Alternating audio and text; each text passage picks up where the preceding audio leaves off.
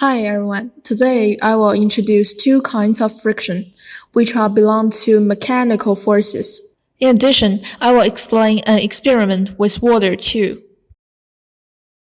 There are five types of friction: dry friction, fluid friction, lubricant friction, skin friction, and internal friction. In this presentation, we will focus on two specific forces of the first two frictions. They are the friction between two rough surfaces and air resistance. To begin with, the friction between two rough surfaces is a force that opposes the relative lateral motion of two solid surfaces in contact. This friction is subdivided into static friction between non-moving surfaces and kinetic friction between moving surfaces. This type of friction occurs when asperities of both surfaces interfere. According to the illustration, we can see that the real contact area between the two objects is quite small. With the high pressure exerted by the upper object, it allows adhesion to occur between surfaces at molecular level. If the upper object is moving, its hump will settle into the valley of the other surface.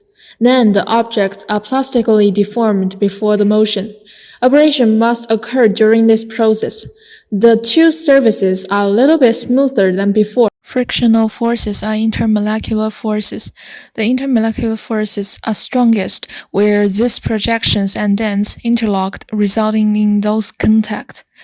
The component of the intermolecular force normal to the surfaces provides those normal force which prevents objects from passing through each other, and the component parallel to the surface is responsible for the frictional force. For example, the tip of a probe is deformed sideways by frictional force as the probe is dragged across a surface. Measurements of how the force varies for different materials is yielding fundamental insights into the atomic nature of friction. This is also the reason why static friction is always larger than kinetic friction. The equation for static friction is static friction equals to the coefficient of static friction multiplied the normal reaction.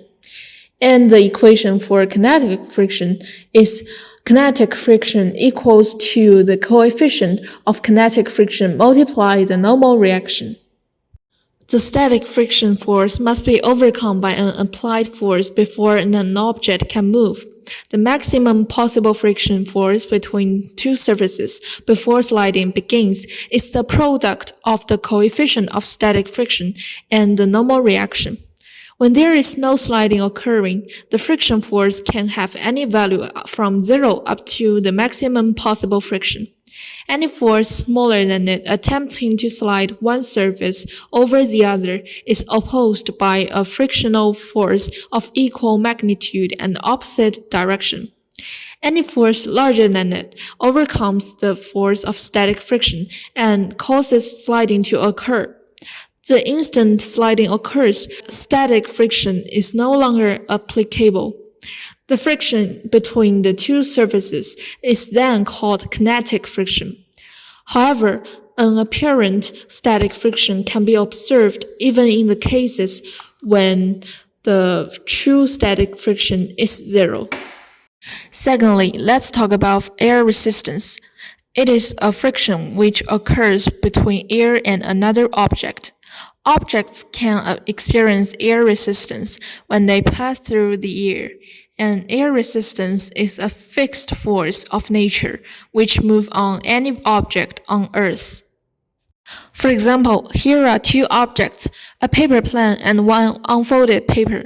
When the plane flies through the air particles are pressing against the plane, making it harder for the aircraft to move.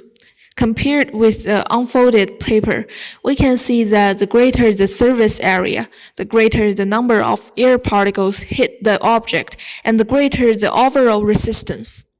There are two main factors that affect air resistance: the speed of the object and the cross-sectional area of the object.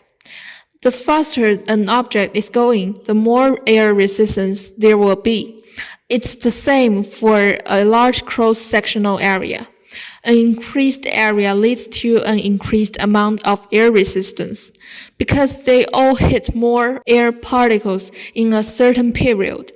Therefore, we can get a formula of the air resistance. Air resistance equals to constant K multiplied the square of velocity equals to the half of the product of air density and drag and area multiply the square of velocity. The classical example of air resistance is the use of parachute. When a skydiver jumps out of an aeroplane, they open a parachute. Air resistance causes them to parachute slowly to the ground. Because it has a large cross-sectional area, plenty of air particles will bump into it and causes big air resistance. Next, we will discuss about the experiment. Let's watch the video.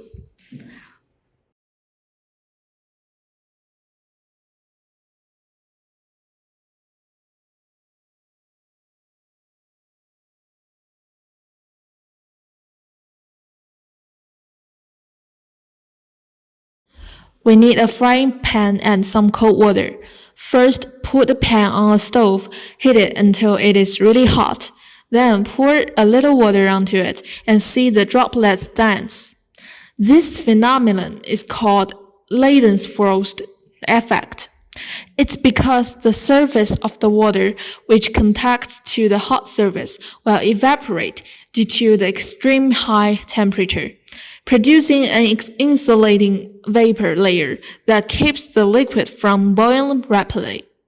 The resulting gas suspends the rest of the water droplet just above it, preventing any further direct contact between the liquid water and the hot pan. Therefore, the droplets dance over the hot pan. Initially, as the temperature of the pan is just below 100 Celsius, the water flattens out and slowly evaporates. Or if the temperature of the pan is well below 100 Celsius, the water stays liquid. As the temperature of the pan rises above 100 Celsius, the water droplets hiss when touching the pan, and these droplets evaporate quickly. When the temperature exceeds the Leidenfrost point, which is 193 Celsius, the Leidenfrost effect appears. It is a common situation in our real life when cooking. Thank you for watching this video. Wish you have a good day.